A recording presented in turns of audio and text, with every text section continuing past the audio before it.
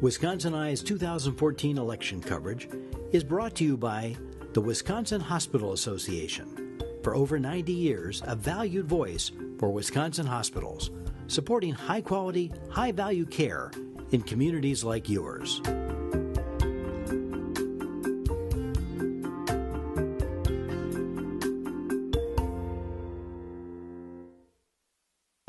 Wisconsin Eye coverage of the 2014 elections. We are in West Salem at Congressman Ron Kind's corn roast. Congressman Kind represents the 3rd District, and he's seeking re-election. Ron, thanks for the invitation again. It seems like we're always interviewing here. Yeah, you know, it's an annual tradition. It's a lot of fun. It's the corn roast, celebrating all that's great, the quality of life that we enjoy here in Wisconsin, and a chance for the community to come together. Let's talk about a very serious vote that you just cast, authorizing $500 million in aid to the Syrian rebels. You and Paul Ryan were the only 2 of our 8 members of Congress. Yeah. Tough vote, sir? Well, not so much. ISIS is a growing threat. It's an evil organization. It must be contained and ultimately degraded in the region. But I've been very clear with the president and folks back home. I do not support troops on the ground. We don't need another prolonged military engagement in the middle of a sectarian civil war between Sunni and Shia. There's certain leadership that we can bring in forming a coalition in the region. The president's doing that right now. The targeted airstrikes is something that I think is appropriate. But this was the best of the bad options that we had in a messy situation. But it was the best option to avoid boots on the ground. And I come from an area of the state where we've had multiple Guard and Reserve deployments over the last 10 years, Iraq, Afghanistan, and you can see it in their eyes and hear it in their voices, Steve. These troops are tired. And the prospect of another activation and them being sent over to western Iraq or eastern Syria right now, it's not where I think the American people are, and I agree with them. You heard the Joint Chiefs of Staff saying if things don't go well, he'd recommend it. Then President Obama said 3 or 4 times, no boots on the ground. But let me ask you, are you convinced it will not come to committing our U.S. soldiers I am, to that especially theater? Right now, because all the intelligence briefings that I've received, ISIS does not pose an imminent national security threat to the United States. Does not. But if they're allowed to grow and if they're allowed to have that safe haven, the base operations from, that might change. But I've been impressed with the ability of the President and Secretary Kerry to form this large international coalition against ISIS, especially with some of the Sunni Muslim nations that have stepped up. To their credit, because they're going after a Sunni force right now, ISIS, and the evil form that it's taken. And that was crucial. And I think that sends a powerful signal to moderate Sunni tribes in the region that their future is not with ISIS. It's through a political process that involves greater unity in the Baghdad government, something that they've been denied. And we need to continue to work to make sure that they are brought into that political process. Congressman, how likely is it that a declaration of war will be debated in Congress? Not very likely, but what we need to revisit is the authorization on the use of military force, something that came out of September 11th. And we need to upgrade that definition. Back then it was those who hit us on 9/11, it was Al-Qaeda focused.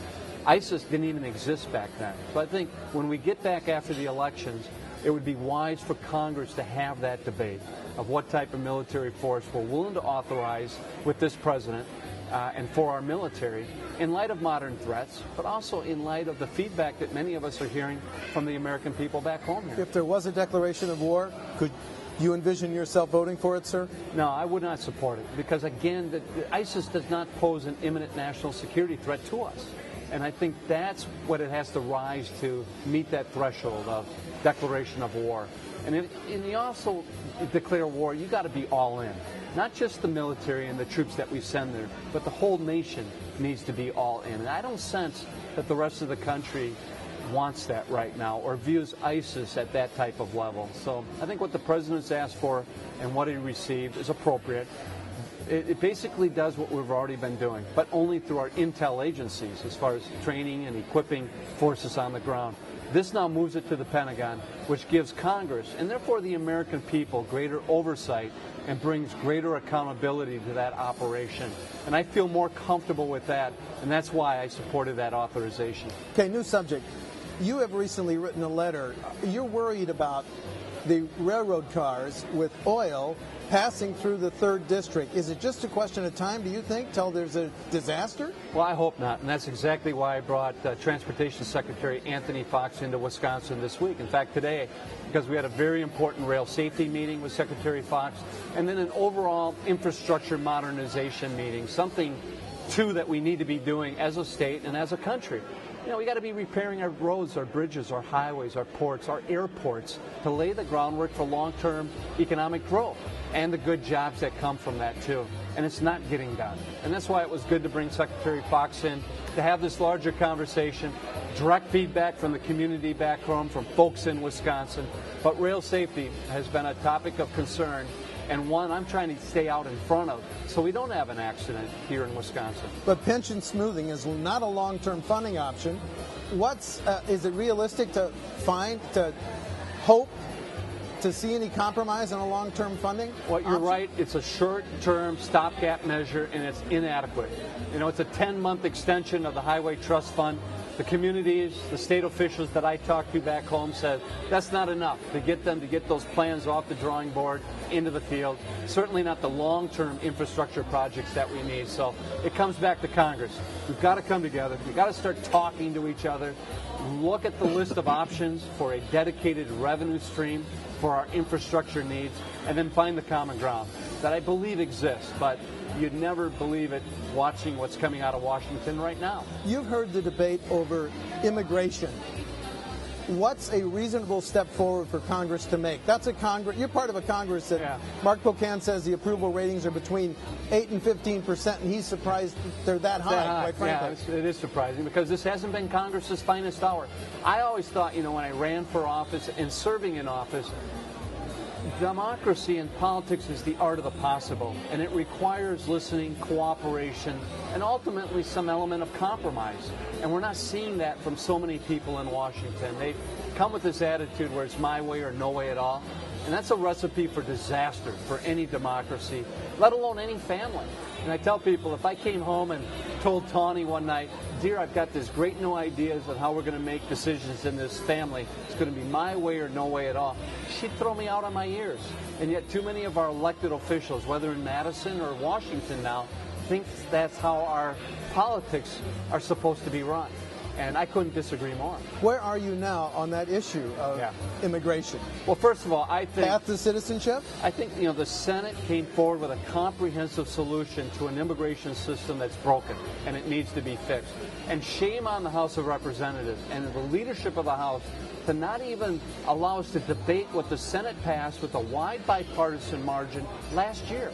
Last year, there were many Republicans that supported that reform proposal.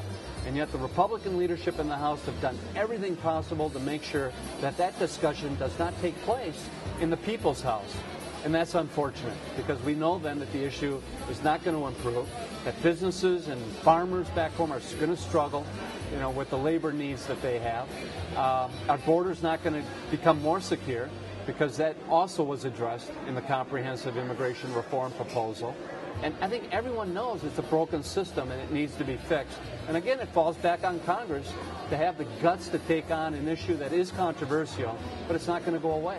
If the Republicans win the U.S. Senate, are we going to continue to see even more dysfunction in the next, assuming your reelection, in the next Congress? Well, it depends on their attitude. And if they realize they have divided government, and by definition that's going to require some compromise, and especially with an administration that has 2 years left in their term, we can get things done, and we should get things done. There are things that we ought to be doing.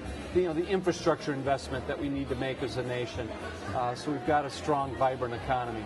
The investment in quality educational opportunities for our kids so they can compete in the global marketplace.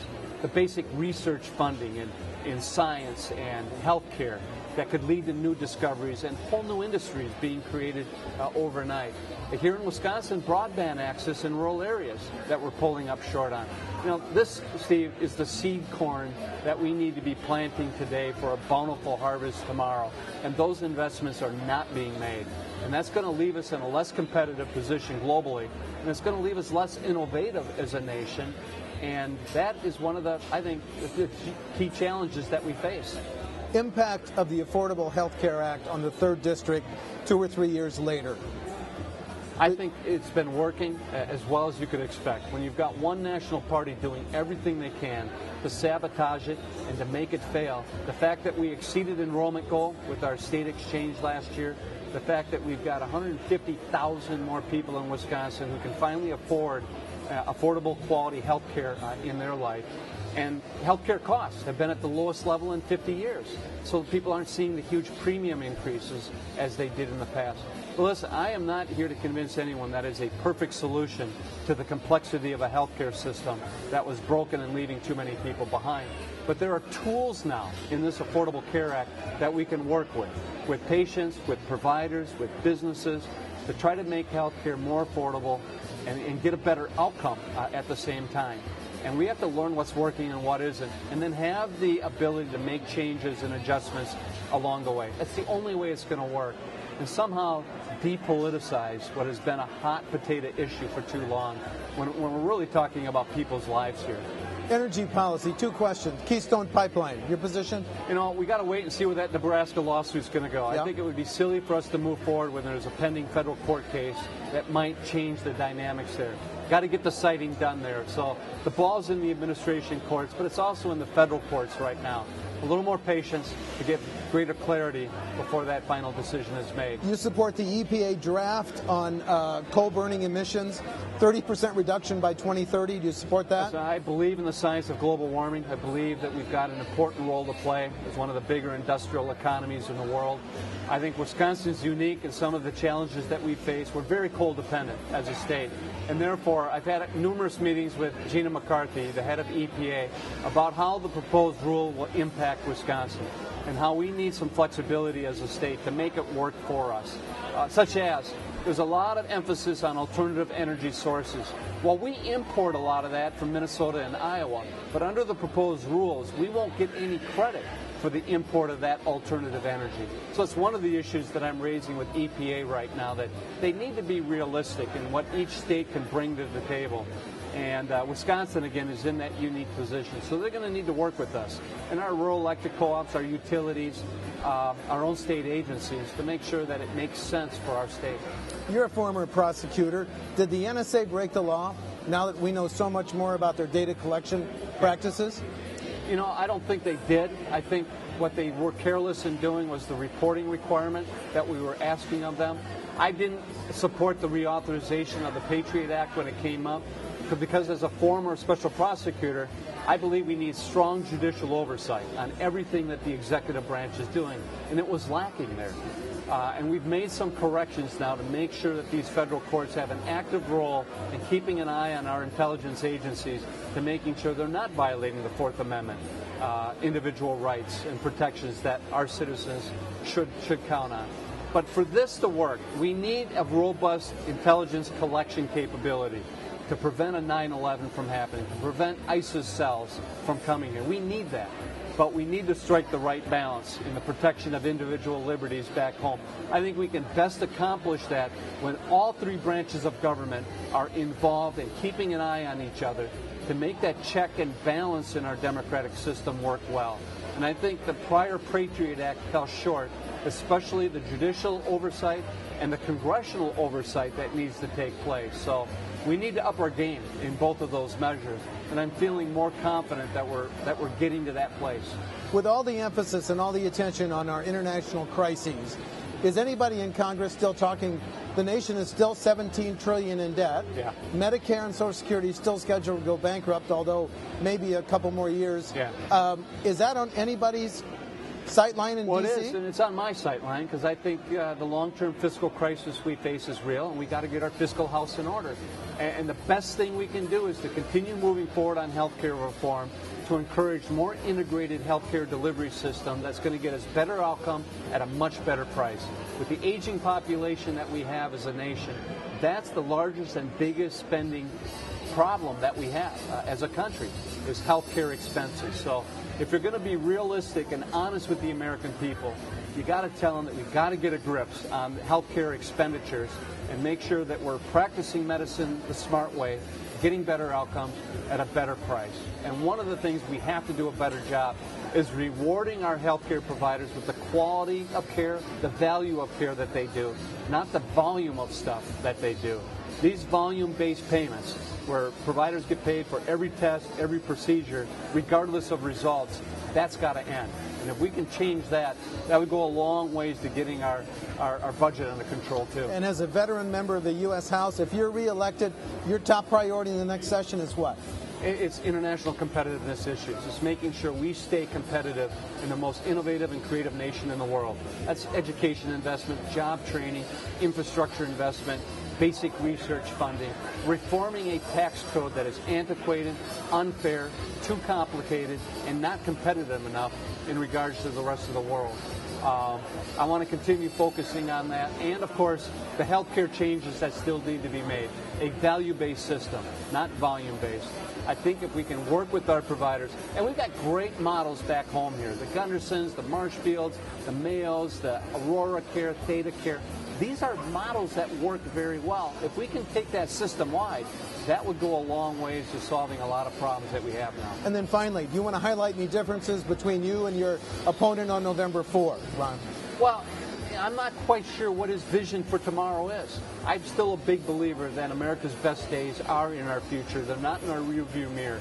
And we've got to believe that as a nation.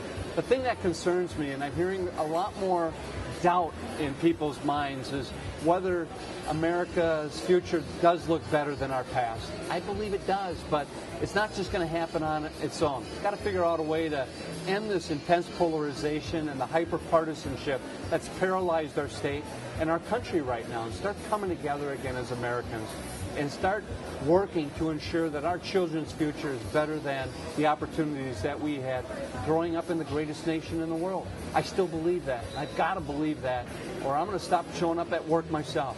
You know, we have a great nation, but it can be better. Okay, and a programming note, Wisconsin Eye appreciates the support of the Wisconsin Hospital Association, which represents more than 139 hospitals and health systems, for making these candidate interviews possible.